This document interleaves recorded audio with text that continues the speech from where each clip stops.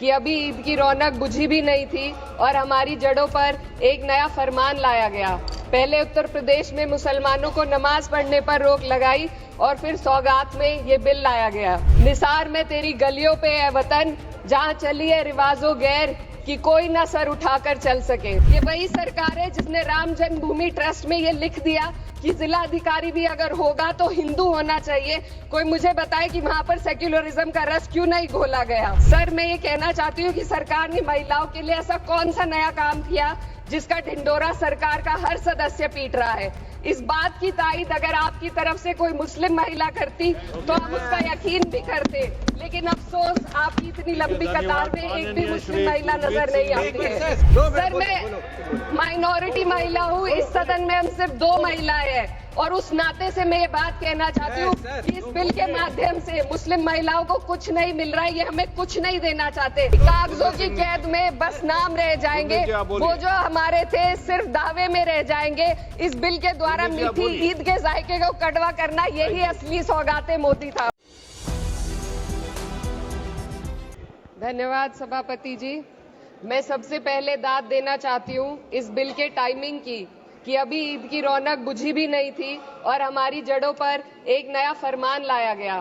पहले उत्तर प्रदेश में मुसलमानों को नमाज पढ़ने पर रोक लगाई और फिर सौगात में ये बिल लाया गया। निसार में तेरी गलियों पे है वतन, जहाँ चली है रिवाजों गैर कि कोई ना सर उठाकर चल सके। मैं सभापति जी आपको ये बताना चाहती हूँ कि ईद के मौके पर एक विधवा महिला अपनी लड़की के साथ मेरे पास आई और उसने बताया कि वह एक वक्फ की प्रॉपर्टी में रहती है, वही उसके सर पर छत का काम भी करती है और उसकी रोजी रोटी भी वहीं से आती है। वो इस बिल को लेकर इतनी फिक्रमंद थी कि कहीं उससे वो उसकी संपत्ति ना छीन ली जाए। वो अकेली एक ऐसी महिला नहीं है, ऐसे लाखों लोग हैं जो वक्फ की गरीब महिलाएं जो वक्फ की संपत्ति से अपना रोजगार चला रहे हैं। और ये जो वक्फ बाय यूजर क्लॉज के हटाने से लाखों वक्फ की जायदाद अपना स्टेटस खो देंगी और लाखों लोग इसी तरीके के लोग सड़कों पर आ जाएंगे। वक्फ क्या है? वक्फ बाय यूजर क्या है? इसका ये मतलब है कि कोई जायदाद अगर सालों से दीन और भलाई के कामों के लिए इस्तेमाल हो रही हो तो वो खुद ब खुद वक्फ मानी जाएगी। हिंदुस्तान की अदालतों ने भी इस बात को तस्लीम किया है। वक्फ बाय यूजर सिर्फ वक्फ बोर्ड को ही मिली कोई खास सौगात नहीं है, ये बल्कि सभी अन्य धार्मिक ट्रस्टों को परंपरा और यूज के आधार पर बिना किसी डॉक्यूमेंटेशन के धार्मिक चरित्र को डिक्लेयर करने का राइट मिला हुआ है। भारत के संविधान के आर्टिकल 13 क्लॉज 3 में कस्टम और यूसेज को कानूनी वैधानिकता प्रदान करता है। इसी आर्टिकल से वक्फ बाय यूजर भी निकला गया है।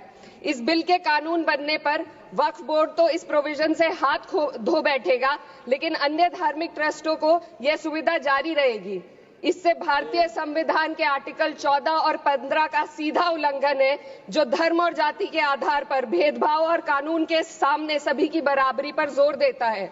मैं इसके साथ ये भी कहना चाहती हूँ कि सत्ता के लोग जो एक दूसरे की पीठ थपथपा रहे हैं कि वक्फ बाय यूजर का जो अमेंडमेंट इन्होंने दिया उसको एक्सेप्ट कर लिया गया है, लेकिन इनकी शरारत यह है कि उसके साथ ही एक ऐसा प्रोवाइजो इसमें शामिल किया गया जिसके आधार पर यह कहा गया है कि अगर कोई भी वक्फ की संपत्ति विवादित हो तो वो अपना वक्फ स्टेटस खो देगी। तो जो अमेंडमेंट इन्होंने दिया है जिसको एक्सेप्ट कर लिया गया है उसका कोई मतलब नहीं है, ये इनकी नीयत है जो साफ जाहिर हो रही है।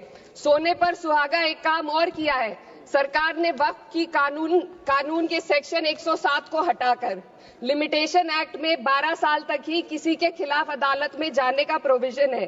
सेक्शन 107 में बोर्ड को लिमिटेशन एक्ट से राहत मिली हुई थी। वक्फ बोर्ड कभी भी अवैध कब्जाधारियों के खिलाफ अदालत जा सकता था। अगर ये सेक्शन ना हो तो अवैध कब्जा करने वाले लोग कानूनी प्रक्रिया का फायदा उठाकर वक्फ की प्रॉपर्टी को हड़प सकते हैं। अन्य धार्मिक ट्रस्टों पर भी ये लिमिटेशन एक्ट लागू नहीं होती, तो फिर वक्फ बोर्ड के साथ ये सौतेला रवैया क्यों किया जा रहा है? धर्म को देखकर दोहरी नीति क्यों अपनाई जा रही है? सेक्शन 107 और वक्फ बाय यूजर को अगर एक साथ पढ़ा जाए तो इससे लाखों वक्फ की प्रॉपर्टी पर कब्जा किया जाएगा। इसलिए ये बिल मुसलमान की भलाई का नहीं बल्कि उनके वजूद और विरासत को मिटाने का बिल है। हिंदुस्तान हिंदुस्तान में बहुत सारे धार्मिक ट्रस्ट हैं जिसमें उस खास मजहब के लोग शामिल होते हैं और उसका इंतजाम करते हैं, और ये बात समझ में आने वाली भी है क्योंकि जो व्यक्ति अपने मजहब के रीति रिवाज को जितना अच्छे से समझ सकता है, किसी अन्य मजहब का व्यक्ति नहीं समझ सकता। आर्टिकल 26 क्लॉज 2 के तहत धार्मिक संप्रदायों को अपने मजहबी इदारों के एडमिनिस्ट्रेशन का हक देता है, लेकिन वक्फ बोर्ड के बारे में इसको उल्टा किया जा। Sir 2 minute sir please 2 minutes. सरकार इसे एक सेक्युलर बॉडी मान रही है और इसमें गैर मुस्लिमों को शामिल करने की बात कह रही है।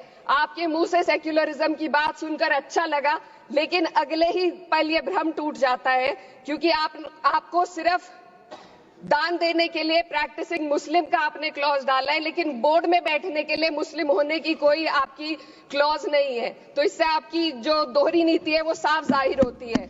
ये वही सरकार है जिसने राम जन्मभूमि ट्रस्ट में ये लिख दिया कि जिला अधिकारी भी अगर होगा तो हिंदू होना चाहिए।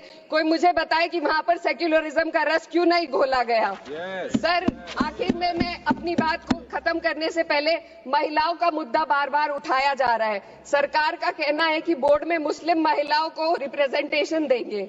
इस कानून से पहले भी मुस्लिम महिलाएं बोर्ड में मेंबर रह चुकी हैं और मिनिमम 2 का प्रोविजन था, उससे ज्यादा भी हो सकती थी। सर मैं ये कहना चाहती हूँ कि सरकार ने महिलाओं के लिए ऐसा कौन सा नया काम किया जिसका ढिंडोरा सरकार का हर सदस्य पीट रहा है। इस बात की तायीद अगर आपकी तरफ से कोई मुस्लिम महिला करती तो हम उसका यकीन भी करते, लेकिन अफसोस आपकी इतनी लंबी कतार में एक भी मुस्लिम महिला नजर नहीं आती है। सर मैं खुद एक मुस्लिम महिला हूँ, मैं सिर्फ एक सर मैं माइनॉरिटी महिला हूँ। इस सदन में हम सिर्फ 2 महिलाएं हैं और उस नाते से मैं ये बात कहना चाहती हूँ कि इस बिल के माध्यम से मुस्लिम महिलाओं को कुछ नहीं मिल रहा है। ये हमें कुछ नहीं देना चाहते, सिर्फ टोकनिज्म हमारे नाम पर बनाकर एक नैरेटिव मीडिया में चलाना चाहते हैं। तो ये बिल मुसलमान की भलाई का नहीं, उनकी पहचान को मिटाने का है। सर अंत में मैं बस यही कहना चाहती हूँ कि कागजों की कैद में बस नाम रह जाएंगे, वो जो हमारे थे सिर्फ दावे में रह जाएंगे। इस बिल के द्वारा मीठी ईद के जायके को कड़वा करना, यही असली सौगाते मोदी था। बहुत बहुत